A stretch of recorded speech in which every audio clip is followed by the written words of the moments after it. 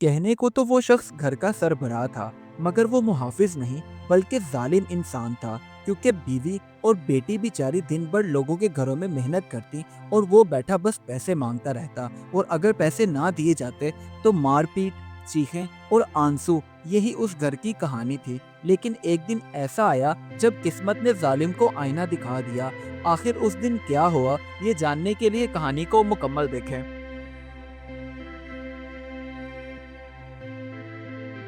एक छोटा सा गांव जो माली तौर पर बहुत ही गरीब था। बस इसी वजह से वहां के रहने वाले लोग बेचारे सारा सारा दिन मेहनत मजदूरी करके अपनी जिंदगी गुजारते थे। उसी गांव में एक घर ऐसा भी था जहां सुकून नाम की चीज ही नहीं थी।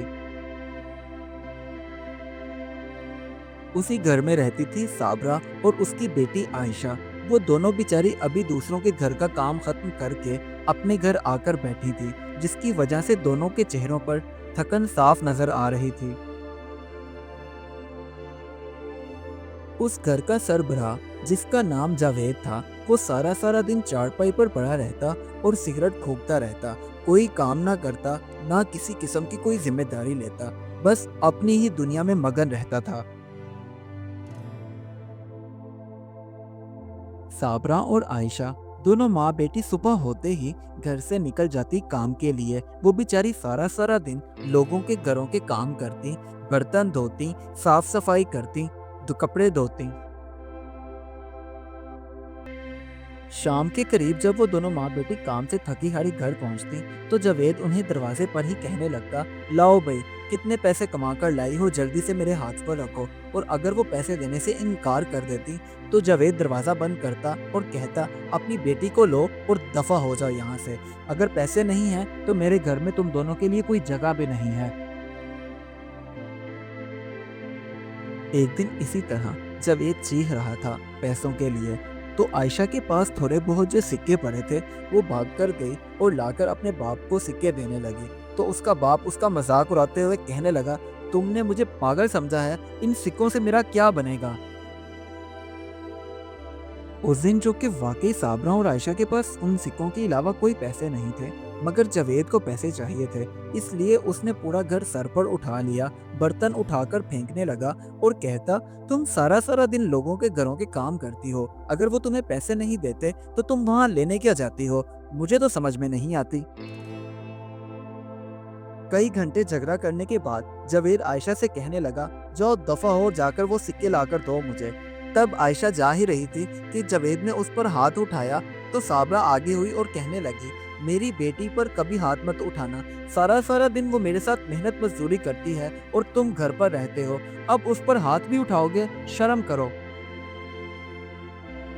आयशा बेचारी सारी सारी रात बैठी रोती रहती, क्योंकि जिस तरह की वो जिंदगी चाहती थी, जिंदगी बिल्कुल उसके उलट थी। क्योंकि उसको चाहिए था बाप का प्यार और शफकत, और जो कि उसके बाप के पास बिल्कुल भी नहीं था।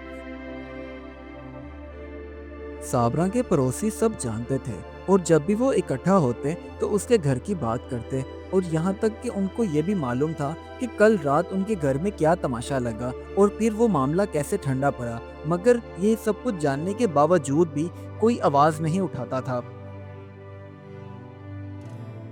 सारा सारा दिन लोगों के घरों का काम करना और फिर घर आकर अपने घर का काम करना। साबना बेचारी इन सब से थक गई थी, क्योंकि अब वो बूढ़ी होती जा रही थी। एक दिन इसी तरह वो काम करते करते गिर गई। आयशा को जब बात पता चली कि उसकी अम्मा बाहर सहन में गिर गई हैं, तो वो भागती हुई अपने अब्बा के पास गई, जो कि मामूल की तरह चारपाई पर लेटा सिगरेट फूंक रहा था। जब उसने रोते हुए कहा कि अब्बा अब्बा, अम्मा गिर गई हैं, जल्दी से मेरे साथ चलो, उसे अस्पताल लेकर जाना पड़ेगा, तो कहने लगा, ड्रामा कर रही है, जाओ जाकर खुद ही संभाल लो, मुझसे नहीं संभलती। जब जावेद ने कोई मदद ना की तो आयशा की हमसाई नाइला वो आई और आयशा के साथ मिलकर उसकी अम्मा साबरा को लेकर गांव के एक क्लिनिक पर गई, ताकि डॉक्टर उसका इलाज कर सके। जावेद को जो कि लगा कि ये दोनों माँ बेटी ड्रामा कर रही हैं, और वो उनका ड्रामा देखने के लिए क्लिनिक तक आम पहुंचा, ताकि उसे पता चले कि ये सच है या झूठ। अब वहाँ का जो डॉक्टर था वो भी जावेद को जानता था। उसने खूब जावेद को सुनाई और कहने लगा, तुम शोहर हो या अपनी बीवी पर बोझ, तुम्हें शर्म नहीं आती? अगर तुम्हारी बीवी के साथ ऐसा ही सलूक रहा तुम्हारा, तो वो एक दिन इस दुनिया से चली जाएगी। जावेद अब सारी रात सो न सका और डॉक्टर की बातें सोचता रहा, क्योंकि डॉक्टर ने कहा था कि तुम्हारी बीवी को अब आराम की ज़रूरत है और अगर इसे आराम ना मिला तो इसकी जान को खतरा है। बस यही बात उसे सोने नहीं दे रही थी और वो मुसलसल जागता रहा। पहली बार ऐसा लग रहा था जैसे उसे अपने किए पर कोई पछतावा हो। अगले दिन सुबह हुई तो गांव के तमाम लोग हैरान थे, क्योंकि जावेद काम पर गया और मेहनत मजदूरी करने लगा और गांव के लोगों से यही बात बर्दाश्त नहीं हो रही थी कि जावेद नकम्मा सारा सारा दिन घर पर रहने वाला आज काम कर रहा है। हैरानी की बात है। अब सारा दिन मेहनत के बाद जो जावेद को पैसे मिले, वो उन पैसों से घर का सौदा सलफ लाया और पहली बार प्यार से अपनी बीवी से कहने लगा, मेरी बात सुनो, अब से मैं कमाऊंगा और तुम सिर्फ आराम करोगी, क्योंकि तुमने बहुत मेहनत कर ली। अब मुझे मेहनत करनी चाहिए और मैं बहुत ज़्यादा पछता रहा हूँ अपने किए हुए रवैये पर।